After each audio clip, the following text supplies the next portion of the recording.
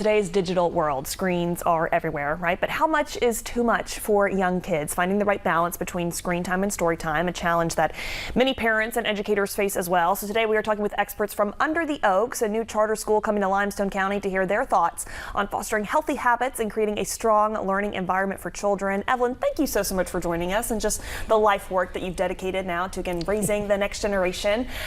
Screen time, again, versus story time. We have had this conversation, I think, even more so in recent years.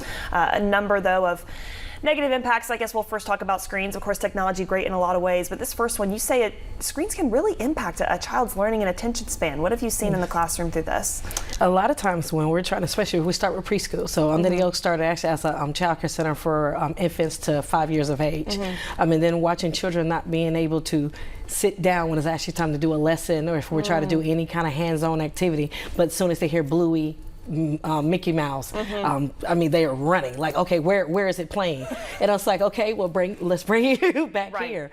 And they could sit there quietly. They could sit there in front of the television while any Disney show is playing or anything, but it's like, okay, I need that attention over here. But even as I'm watching them grow up, that attention does not stay there. I mean, it's not to be able to get the handwriting. I mean, the basicness of being able to, there's 3-point grip, holding a crayon, holding a pencil, learning how to write their names, going past the letter C in the alphabet, and then, you know, no longer the alphabet song is not even grabbing their attention. Wow. So we're having to get creative. All right, how can I keep your attention here without having to turn on the television? Now, don't get me wrong, Peyton, by all means, there are educational shows you can put on. PBS is still on. I mean, I don't know what generation you're from. PBS was there. I watched the Dragon Show, Dragon Tales. I remember it, my girl. Yeah, exactly. Well, and I think it also kind of promotes this interesting, question.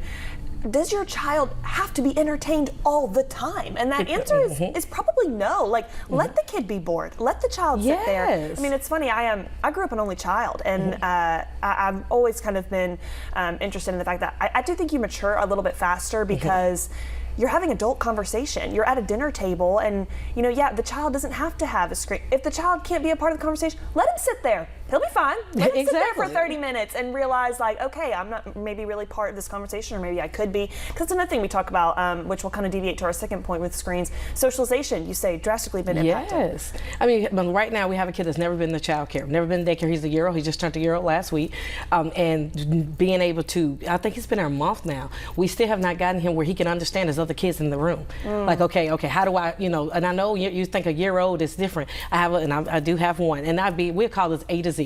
Because perfect example, we have my baby girl A. I got her at 9 months. Her social skills were on cue. You could tell someone at home was reading to her. Someone at home took the television from her. Television actually has no interest to her whatsoever. Wow. She will come in the classroom and she would greet you.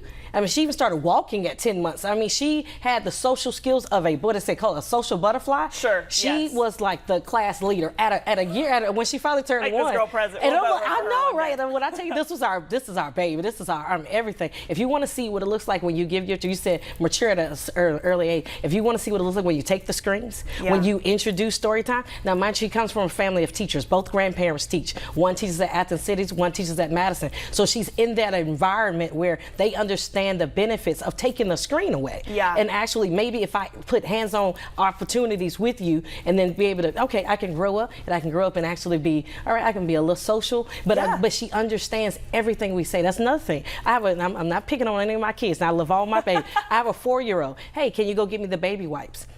She doesn't know what I'm talking about. My A baby, again, that's what I'm calling it. My A baby at a year old, she will push the 4-year-old out of the way and say, I got this. Yes, you don't know what Miss E is asking of you. Let me do it. But that's what I'm saying. It goes beyond the social.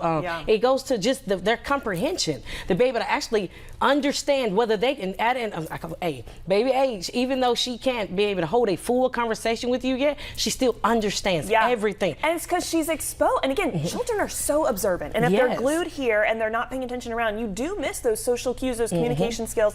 So Evelyn, as we kind of wrap here again, Under the Oaks, a phenomenal school coming to Limestone County.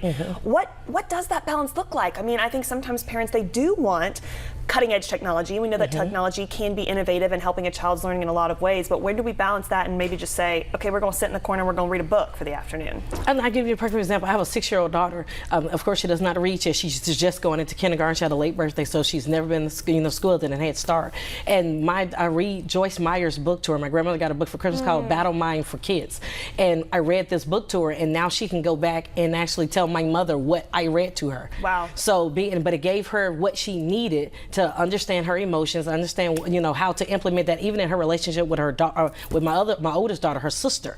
So I mean, that it looks like that balance. Now I'm not telling you that I don't let my kids watch TV, but by me having that nighttime story time with my daughter, it still changed the way that she handles her emotions throughout the day. So parents, I'm not telling you don't cut the TV on. I'm not telling you, and if you are, put something on educational. Jack Hartman is a great tool on YouTube. I mean, a great one. I think another one is Rachel. I mean, it's a We've great. heard a lot of Miss Rachel. I'm not saying you don't cut it on, but still give yourself that grace with your children, even if it's at night. I'm gonna read this book tonight. I'm gonna read this chapter tonight. I'm gonna read these 2 to 3 pages tonight. Give yourself that grace that at the end of the day, I'm gonna designate time to give my children my time, and it's a bonding for you and your children as well. Absolutely so. I mean, it's a great bonding, and that's all we're trying to do on the Oak says, if you can't do it at home, we're still gonna do it here.